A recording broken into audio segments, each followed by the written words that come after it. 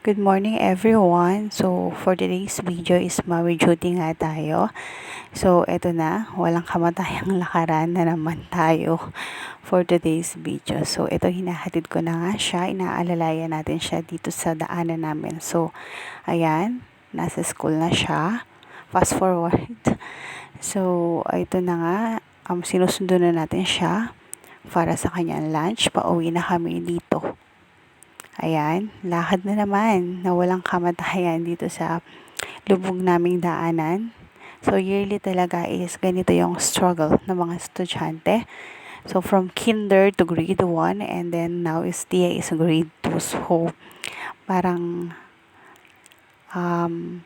hindi naman sa kimina namin yung ganyang sitwasyon. So, mas lumala ngayong taon yung baha kasi napakalaki.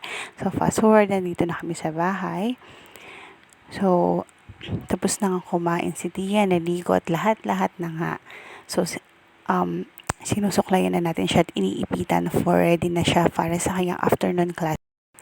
Sobrang init na afternoon para kay Tia ngayon. So, ito nga is hahatid na natin siya for the afternoon classes. So, uulan, iinit, so nakakasakit talaga ng ulo.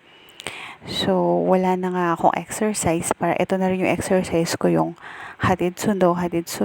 So, ito, nasa school na siya. So, walang katao-tao. So, medyo 12:50 na ata ngayon. So, alauna kasi yung class niya. Ito, is papunta na siya sa kanyang room. Ayan, naglalakad-lakad na nga siya. Sabi niya is videohan ko daw siya. Parang